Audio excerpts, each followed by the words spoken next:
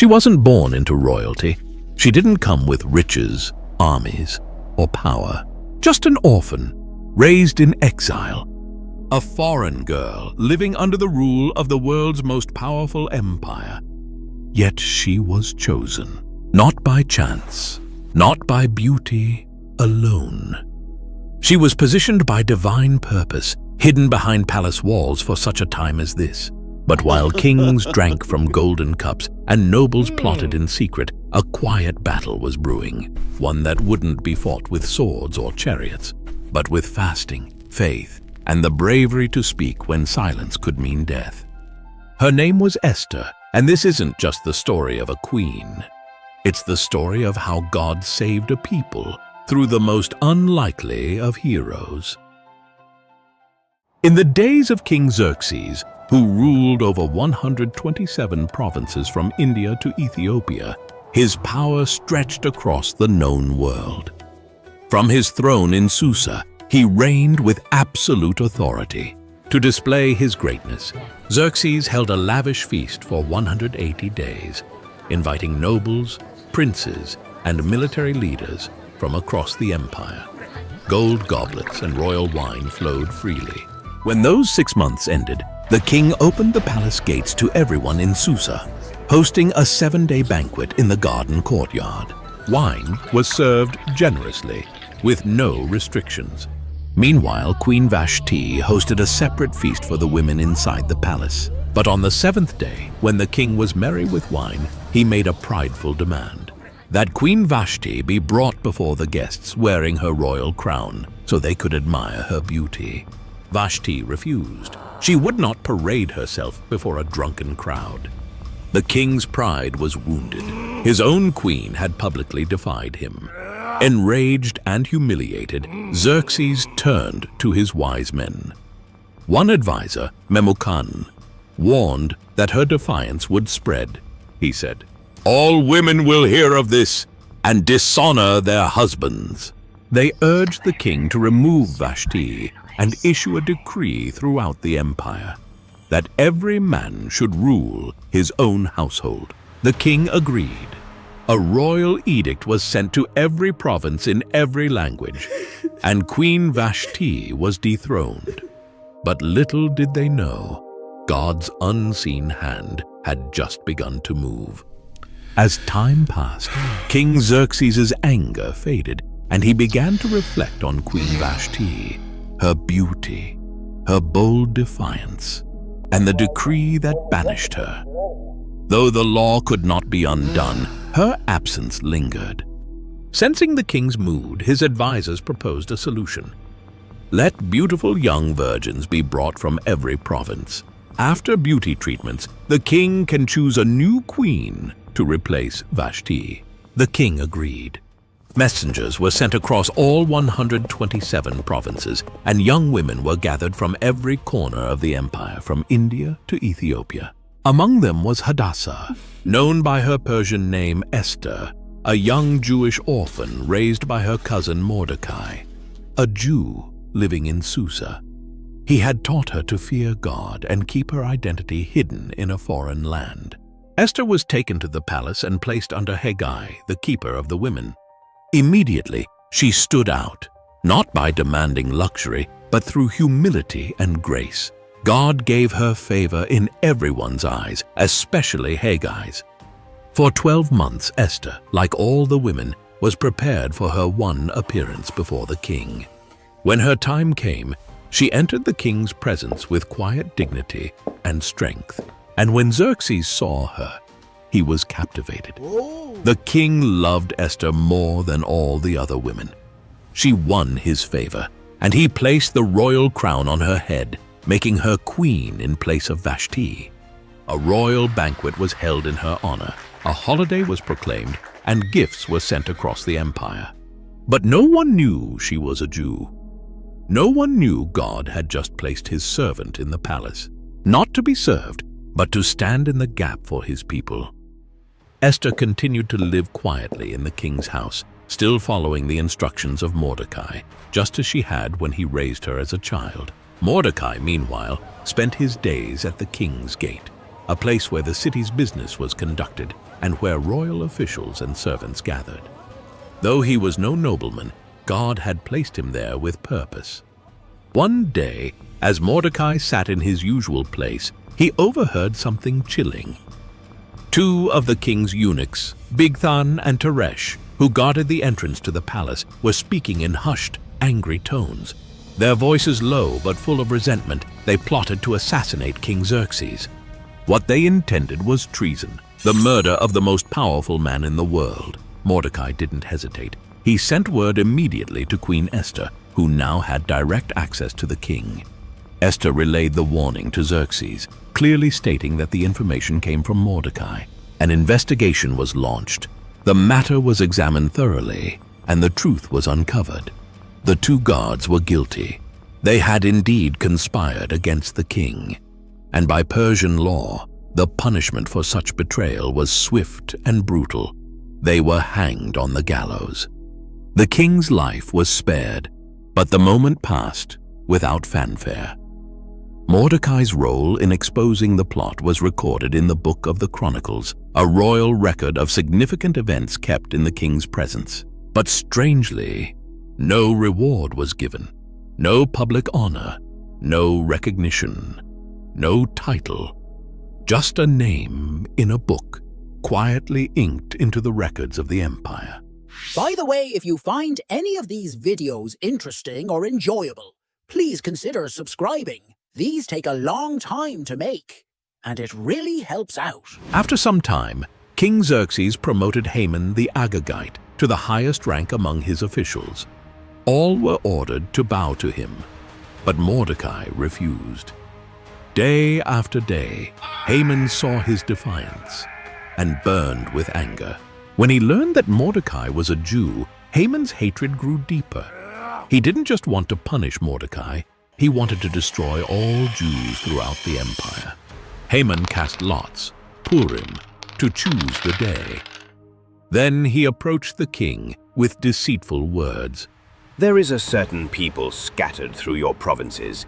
They live differently and don't follow your laws. It's not in your interest to tolerate them. The king agreed, giving Haman his signet ring. A royal decree was sent to all 127 provinces. On the 13th day of the 12th month, every Jew, young and old, was to be killed. As the couriers spread the message, Susa fell into confusion. Mourning broke out among the Jews. When Mordecai learned of the decree, he tore his clothes, put on sackcloth and ashes, and wept bitterly in the streets of Susa. Across the empire, Jews fasted, mourned, and cried out as their destruction had been sealed. When Esther heard Mordecai was in mourning, she sent a messenger to him to find out why.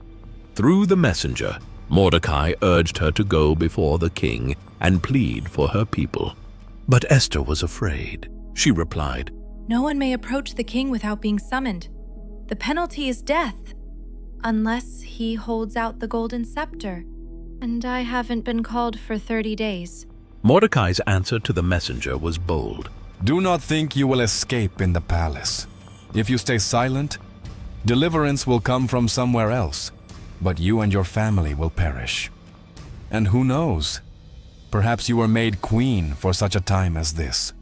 Esther's fear gave way to faith. She replied, Go, gather all the Jews in Susa, fast for me for 3 days. I will go to the king, even if it costs me my life. If I perish, I perish. On the third day, dressed in her royal robes, Esther courageously entered the inner court of the palace. The king saw her standing there and extended the golden scepter toward her. With relief and hope, Esther touched the tip of the scepter. Then the king asked warmly, "What is your request, Queen Esther? Even up to half the kingdom, it will be granted." Esther replied, If it pleases the king, come to a banquet I have prepared for you and Haman. The king smiled, intrigued by her invitation, and readily agreed. And both he and Haman attended Esther's banquet. Yet, throughout the meal, Esther did not speak of her petition. Instead, she observed the king closely, her eyes searching for the right moment. Before the meal ended, Esther extended another invitation. Please come again tomorrow, and then I will share my true request. The king's interest deepened, and Haman's curiosity grew, both eager and uncertain about what Esther's plea might be.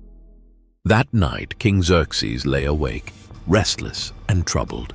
Nothing could soothe his mind, not the royal wine, nor the comforts of his palace. Desperate for distraction, he ordered his servants to bring the book of the Chronicles, the official record of the kingdom's events. As the scribes read, the king's eyes caught a long-forgotten entry: Mordecai's name. The record told how Mordecai had uncovered a plot against the king's life, an act of loyalty that had saved Xerxes from assassination. But despite the gravity of this deed, Mordecai had never been rewarded. Deeply moved, Xerxes asked his advisors, what honor or recognition has been given to Mordecai for this? The advisor replied, nothing has been done for him. The king sat in thoughtful silence. How could such loyalty go unrewarded? At that very moment, Haman entered the palace, intending to ask the king for permission to hang Mordecai on a gallows he had built. But before he could speak, the king summoned him in. "Haman," the king said, "what should be done for the man the king delights to honor?"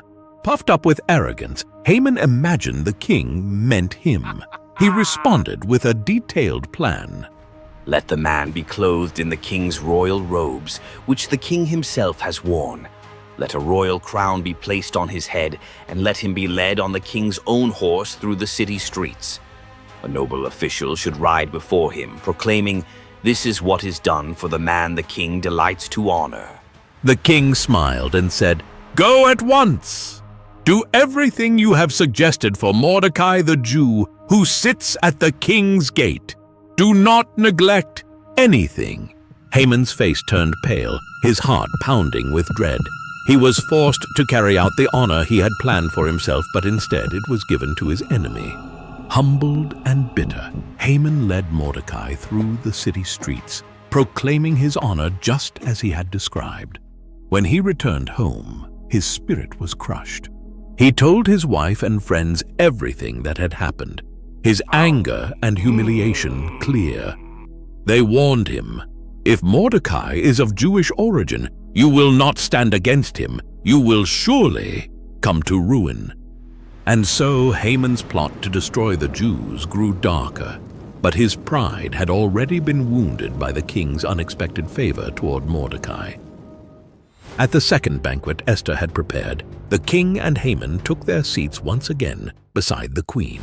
King Xerxes looked at her intently and asked once more, "What is your request, Queen Esther? Speak, for your wish shall be granted, even to half the kingdom." With courage and conviction, Esther spoke her heart. If I have found favor in your sight, O king, and if it pleases you, grant me my life. This is my petition, and spare my people. This is my request. The king's expression shifted, a flash of shock crossing his face. Esther continued, For we have been sold, distressed, I and my people, to be destroyed, killed, and annihilated. Had we merely been sold as slaves and servants, I would have kept silent, for no such distress would justify troubling the king. The king's face darkened in shock and anger. He demanded, "Who is he, and where is the man who would dare do such a thing?" Esther pointed to Haman, saying, The adversary and enemy is this wicked man. Enraged beyond measure, King Xerxes rose and left the banquet hall to cool his fury. Meanwhile, Haman was terrified. Seeing the king's anger and realizing his plot had been exposed, he rushed to beg Esther for mercy. In desperation, he fell on the couch where Esther was reclining. He clung to her, pleading for his life. At that moment, King Xerxes returned suddenly. He saw Haman clinging to Esther and shouted, "Will he even assault the queen while I am in the house?" The king's guards seized Haman, and he was swiftly led away and hanged on the very gallows he had prepared for Mordecai. Thus, The plans of the wicked were overturned in a single moment, and justice was served. After Haman was hanged, King Xerxes gave his entire estate to Queen Esther. She, in turn, appointed Mordecai over it. The king also removed his signet ring, once given to Haman, and placed it on Mordecai's hand, giving him royal authority. But the danger wasn't over. Though Haman was dead, his decree remained law. In Persia, a royal edict sealed with the king's ring could not be revoked, not even by the king himself. The day of destruction against the Jews still loomed on the calendar, the 13th day of the 12th month. So Esther once again approached the king. This time not for her life, but for the life of her people. How can I bear to see disaster fall on my people? She pleaded.